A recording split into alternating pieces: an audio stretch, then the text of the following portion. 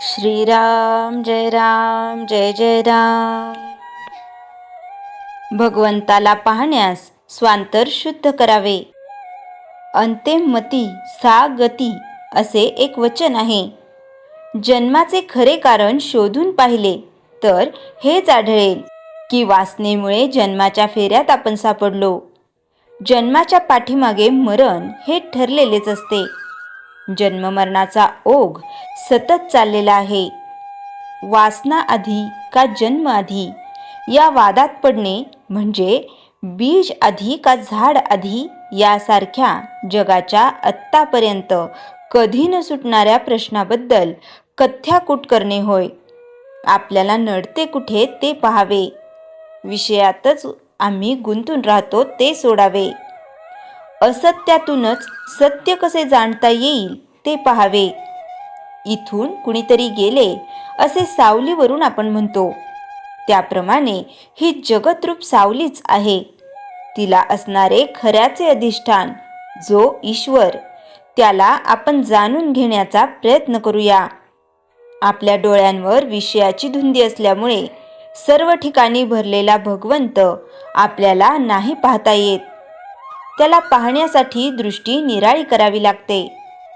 आपण आपले अंतरंग साफ केले तर तशी दृष्टी येते.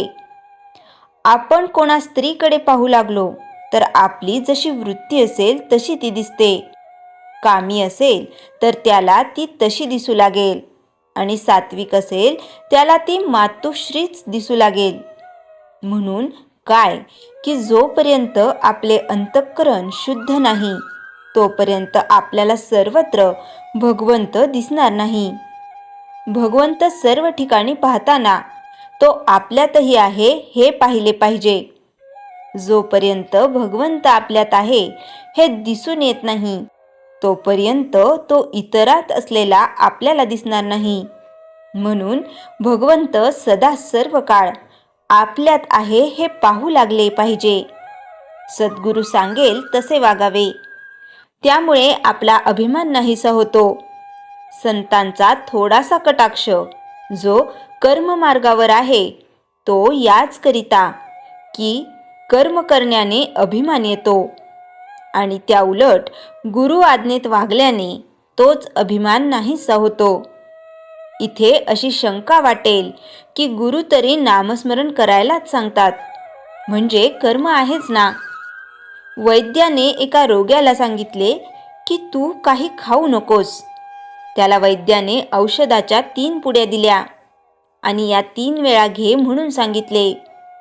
त्यावर तो रोगी म्हणाला, तुम्ही काही खाऊ नको म्हणता आणि या पुड्या घ्या म्हणून सांगता हे कसे?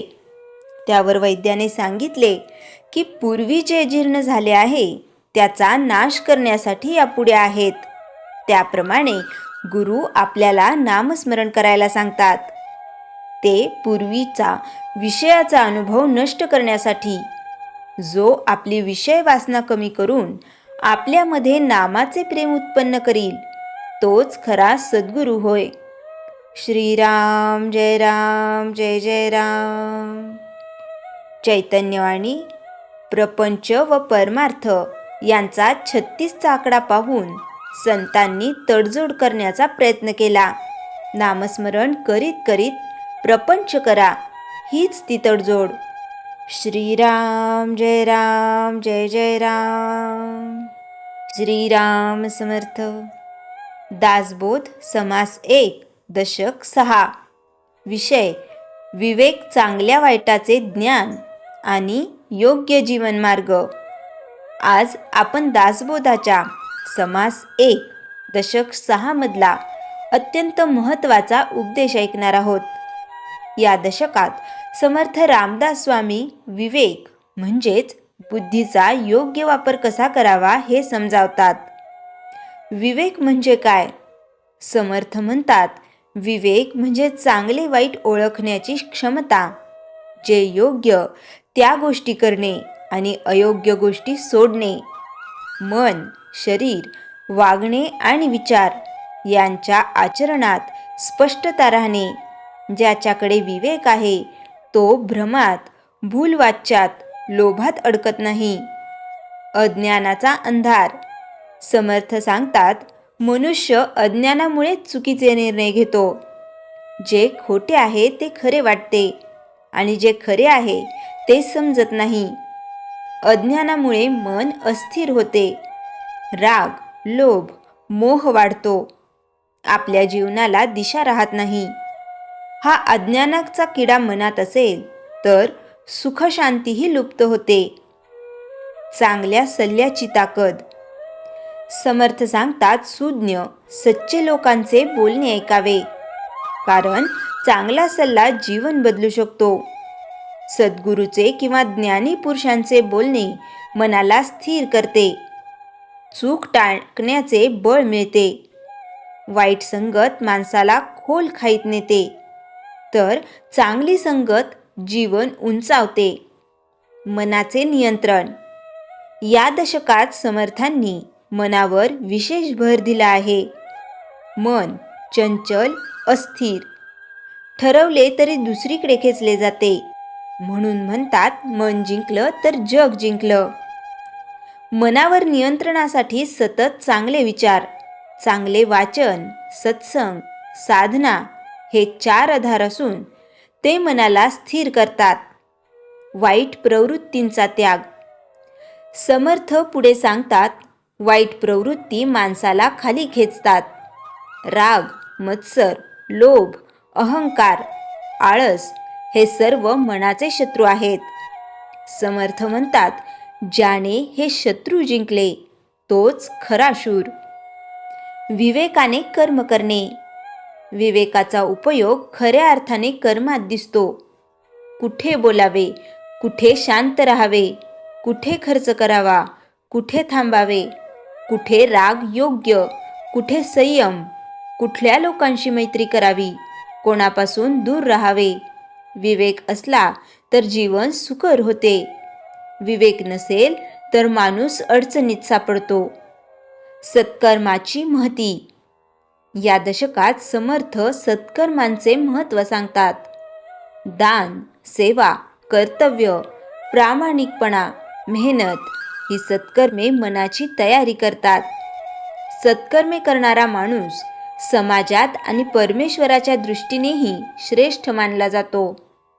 शेवटचा उपदेश. विवेक हेच धन. समर्थ म्हणतात, शरीर, धन, मान, प्रतिष्ठा हे सर्व नश्वर आहे, परंतु विवेक हे नित्य आहे. विवेक असेल तर चांगली संगत मिळते, योग्य गुरु मिळतो, जीवनाला दिशा मिळते, मनःशांती स्थिर राहते. विवेक नसला तर शहाणपण असूनही माणूस चुका करतो. प्रवचनाचा सार.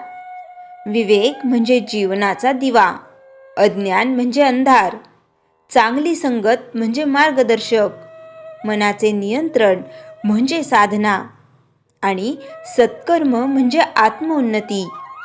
ज्याच्या जीवनात विवेक आहे त्याला ईश्वर प्राप्ती दूर नाही. श्रीराम समर्थ. श्रीराम जय राम जय जय राम. जयाच्या जनी जन्मनामार्थ झाला, जयाने सदा वासनामात केला. जयाच्या मुखी सर्वदा नाम कीर्ती, नमस्कार तया ब्रह्मचैतन्य मूर्ती. श्रीराम जय राम जय जय राम. जानकी जीवन स्मरण जय जय राम.